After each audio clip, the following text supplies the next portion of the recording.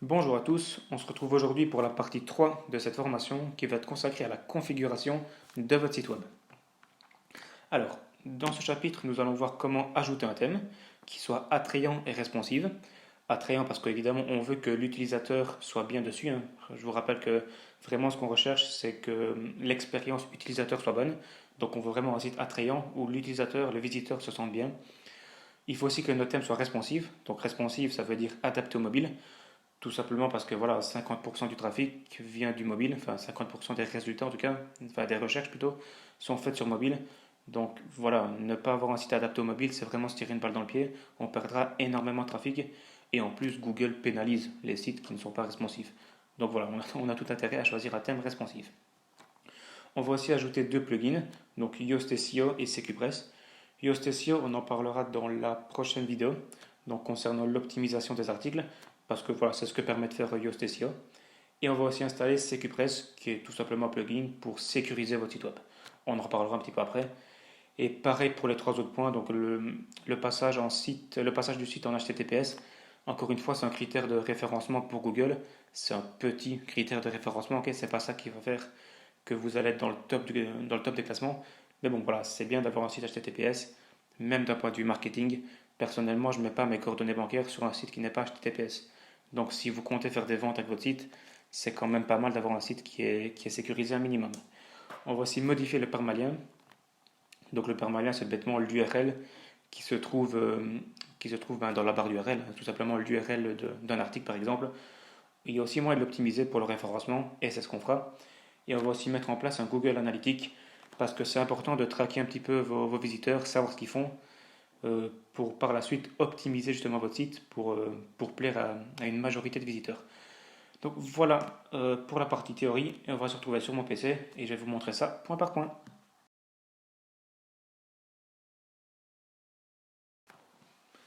Alors, on se retrouve sur mon PC, plus précisément sur O2 Switch, donc qui est notre hébergeur. Logiquement, si vous avez suivi la formation, vous êtes aussi sur O2 Switch. Si ce n'est pas le cas, c'est pas grave. Logiquement, ce sera la même chose partout pour le faire. Si vraiment vous avez du mal, contactez votre support et ils vont vous aiguiller justement pour passer votre site en HTTPS. Alors, dans notre cas, on va descendre, on va aller sur l'onglet Sécurité qui est ici et on va aller sur Let's Encrypt. Donc d'abord, on va aller sur Firefox. Quand je tape https://écologie facile, j'arrive sur une erreur de sécurité, c'est normal, il me dit tout simplement que le site le site que je veux visiter n'est pas sécurisé, donc ne possède pas de certificat SSL, tout simplement. Et dans le petit point d'interrogation ici, il est marqué pareil, connexion non sécurisée. Donc maintenant, on va faire en sorte qu'il ne mette plus ce message d'erreur. Donc quand on est dans Let's Encrypt, on descend, on va choisir notre nom de domaine, donc le nom de domaine sur lequel on veut mettre le certificat, donc l'HTTPS. On appuie sur générer. Donc vous verrez, c'est vraiment très très facile. Ici, vous ne touchez à rien. Vous appuyez sur générer.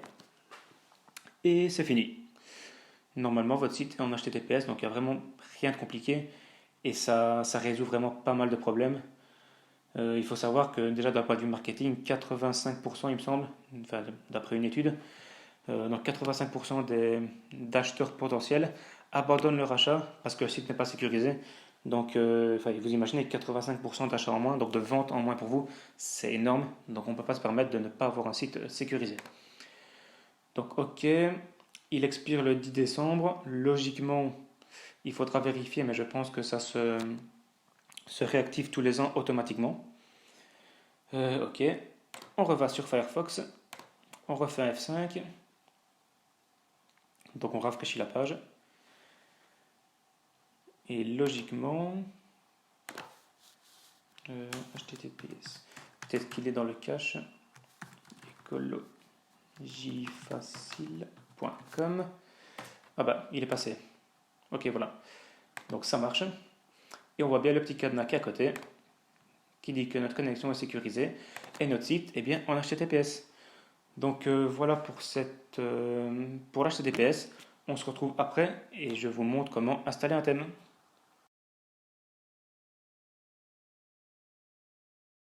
Alors, nous voilà dans la partie thème. Et tant que j'y suis, je vais vite vous parler du permalien parce que ça prend 2 secondes. Donc, premièrement, on va sur son site. Si vous n'êtes pas logué en tant qu'admin, pas d'inquiétude. On fait /wp-admin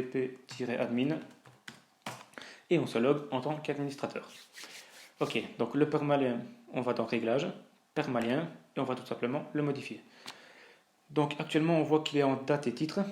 Donc quand on clique sur un autre article, enfin sur un de nos articles, dans notre cas, on en a seulement un qui est Hello World, donc c'est l'article par défaut. On voit bien que le lien est totalement dégueulasse. On voit la date suivie du nom de l'article. C'est évidemment ce qu'on demandait. Mais d'un point de vue SEO, c'est pas top. On préfère que le nom de l'article soit directement après. Donc ce qu'on fait, c'est qu'on va aller sur titre de la publication. On fait enregistrer les modifications.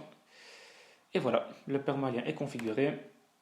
Et maintenant, on arrive sur ce type d'article. Donc écologiefacile.com/helloworld qui est d'un point de vue SEO beaucoup mieux.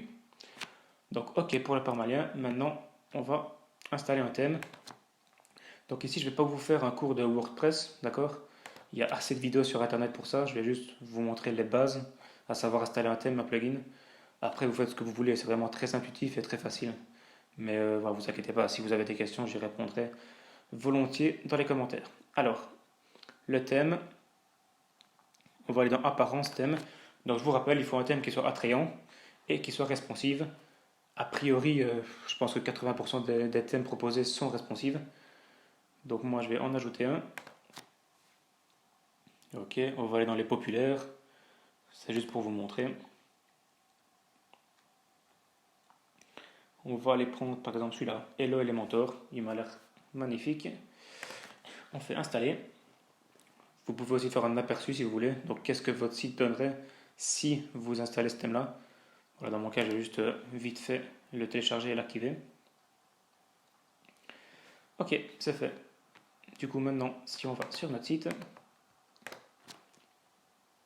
on peut voir qu'il est magnifique. Bon, non, il n'est pas très beau, mais voilà, c'est ce qu'on veut. Donc, on a installé un thème. Maintenant, comment savoir s'il est responsive? C'est facile. On va bêtement aller sur ce lien qui sera dans la description, ne vous inquiétez pas. Donc, search.google.com test mobile friendly et on va tout simplement taper notre nom de domaine et ça va analyser notre thème et ça va nous dire si pour Google le thème est responsive. Mais à mon avis, hein, ça devrait l'être. J'arrive jamais à ça.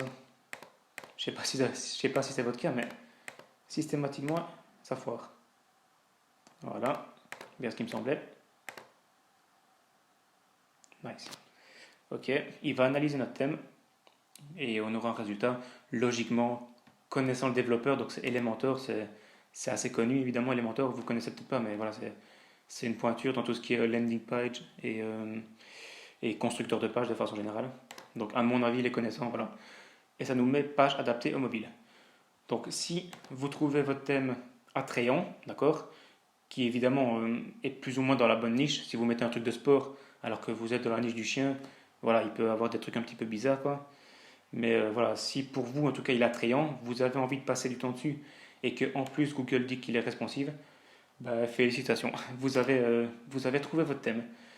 Donc voilà pour le thème, on se retrouve dans la prochaine partie pour installer le plugin. On se retrouve pour installer un plugin et surtout pour sécuriser notre site avec CQPress. Donc pour installer un plugin, c'est facile, c'est comme le thème. Donc on va aller sur Extension, Ajouter. Donc normalement Yoast SEO est dans le top. Apparemment non. Donc on va taper Yoast SEO. Mais là de toute façon on ne va pas en parler dans cette vidéo, ok. Donc vous voyez 5 millions de téléchargements, c'est vraiment quelque chose que tout le monde utilise. Mais voilà, j'en dis pas plus, on verra dans la prochaine partie. Donc il va s'installer, ok, installé, parfait.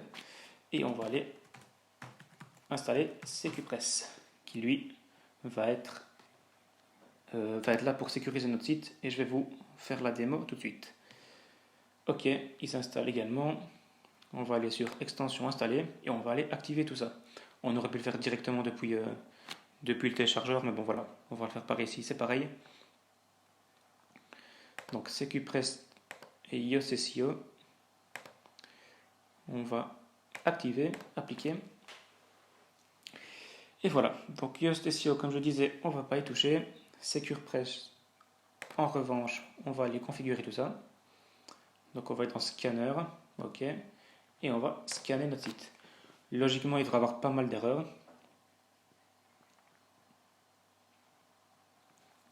Ok.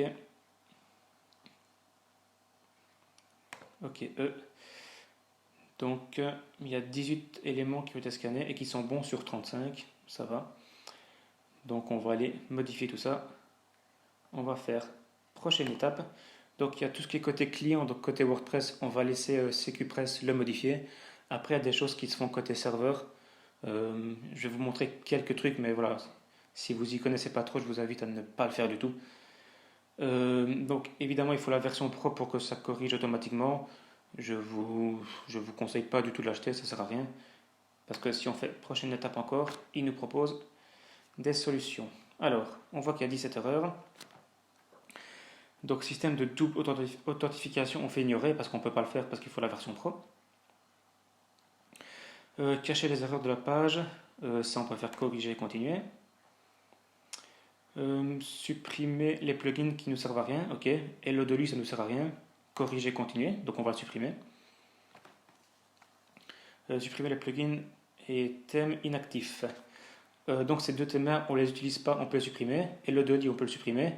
À qui se mettent en général, on va l'utiliser. Enfin, moi je le trouve intéressant, donc je vais le garder. On va l'activer par la suite, histoire qu'il ne nous le mette plus comme erreur. Corriger, continuer. Ok, corriger, continuer. Corriger, continuer. Je ne sais pas si ça va le prendre par contre. Ok, ça le prend. Données sensibles, parfait. Corriger, continuer. Ok, corriger, continuer. Corriger, continuer. Ignorer. Corriger, continuer. Voici n'est pas protégé contre les multiples attaques. Ignorer, on n'a pas le choix. Les mauvaises méthodes de requête, corriger et continuer. Corriger, continuer. Votre site n'utilise pas HTTP. Si, il utilise HTTPS. Donc ça, on peut faire ignorer. Ok. Ok, vas-y. On va refaire un scan et voir un petit peu les problèmes qui restent parce qu'il en restera. Il dit qu'il résout des problèmes, mais il résout pas tout, normalement. Parce qu'il y a des problèmes côté serveur que normalement il ne peut pas résoudre, à moins qu'il l'ait fait. Ok, on va descendre. Donc système double authentification, ok. Plugin désactivé, ça on va l'activer après, pas de souci. Dans votre fichier config, voilà, je déconseille de modifier le fichier config. Donc tout ça, ça se passe sur notre hébergeur, au cas où. Il suffit d'aller dans gestionnaire de fichiers et on a tous les fichiers dont il parle ici. Donc WP config, on peut l'avoir ici. Mais bon, on va pas le faire pour l'instant. Le fichier readme.html ne devrait pas être accessible. Ok, donc actuellement ça veut dire qu'il est accessible. On va vérifier qu'il soit bien accessible. Ok, donc écologiefacile.com /readme.html. Effectivement, donc il est visible et c'est une faille potentielle pour les hackers. Donc on va essayer de le rendre invisible. Donc on va sur notre hébergeur, donc je vais refaire la manipulation. On va sur gestionnaire de fichiers. On va aller dans ETC, dans écologie facile. Non, public HTML, pardon. Et on va aller chercher le readme, qui logiquement devrait... Ok, readme.html. On va modifier les autorisations. Donc effectivement, il est Il est en lecture pour tout le monde. On va enlever ça, décocher ça. Si vous ne comprenez pas, ben voilà, faites ce que je fais. Donc personne n'en a besoin en fait du readme.html, donc on peut le désactiver pour tout le monde, changer les permissions. Tant qu'on y est, il y a aussi le install qui est dans WP Content, je pense. Non, je ne sais plus où il est. Le install, on peut l'enlever.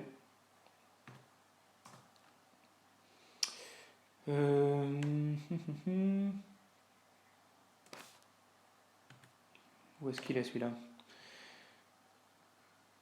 2 petites secondes, excusez-moi. WP admin, peut-être ici. Ok, le install.php, donc votre nom de domaine, WP admin, install.php. Donc ici, hop, je vais le remettre, je vais vous montrer l'URL. Si on met install.php, on y a accès. Et dans notre cas, c'est totalement stupide, on veut le bloquer. Ok. Donc on va aller ici. Dans install.php, on fait autorisation et on va encore une fois l'enlever pour tout le monde. Notre site est déjà installé, on n'a aucunement besoin de l'installer. Encore une seconde fois. Donc on rechange les permissions. Et voilà. Ok, on peut retourner ici. Ok, on doit se reloguer parce que des données ont été modifiées côté serveur. Ok, donc readme.html, déjà on peut refaire un scan. Logiquement, on ne devrait plus avoir cette erreur.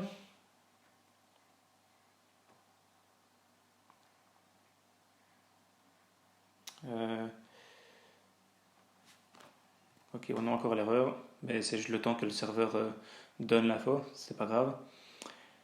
Ok, ok. Donc ici, par contre, écologiefacile.com, WP Content, il demande d'enlever les accès à tout le monde.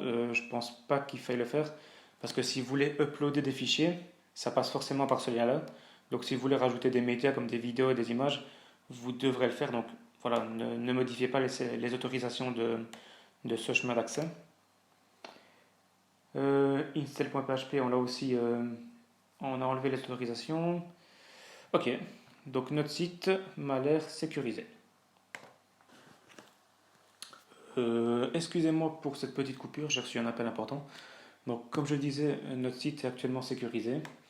On ne peut pas faire grand chose, n'essayez pas d'avoir 35 sur 35, d'accord? Enfin, vous pouvez essayer si vous le voulez, mais voilà, un C c'est déjà très bien, c'est plus que la majorité des sites WordPress à mon avis.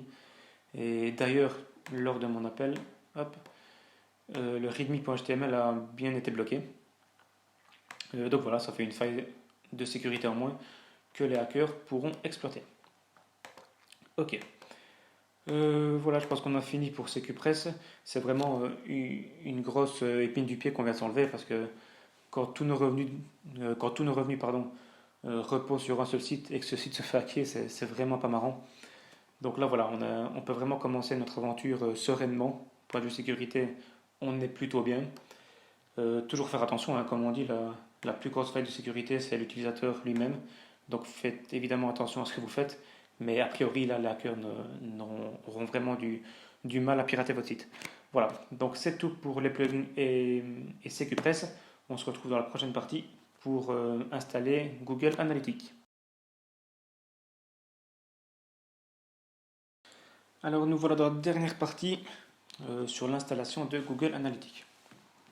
Donc d'abord vous allez créer un compte, d'accord, Google Analytics. Moi je vais le faire.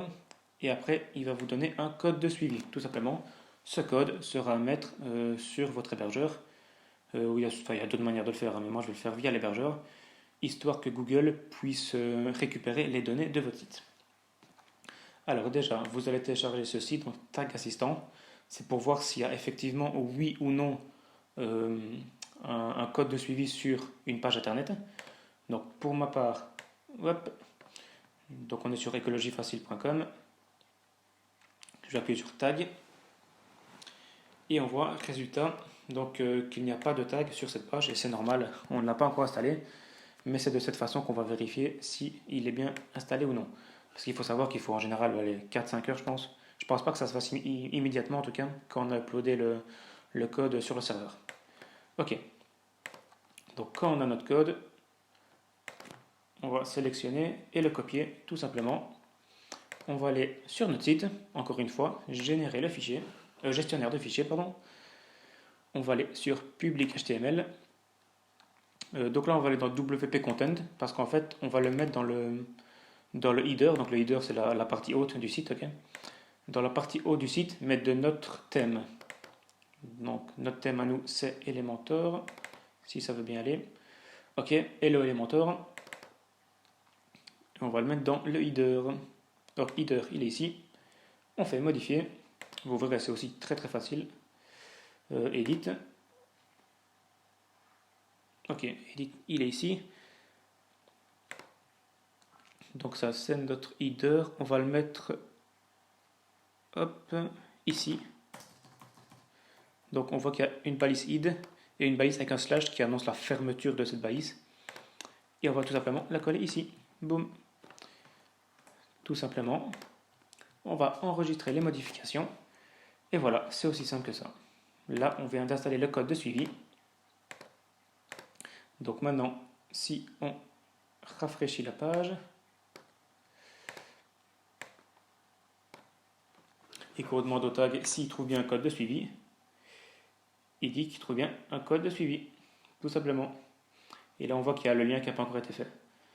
Mais voilà, donc on a bien installé un code de suivi sur notre site. Et maintenant, on a accès sur Google Analytics à nos données.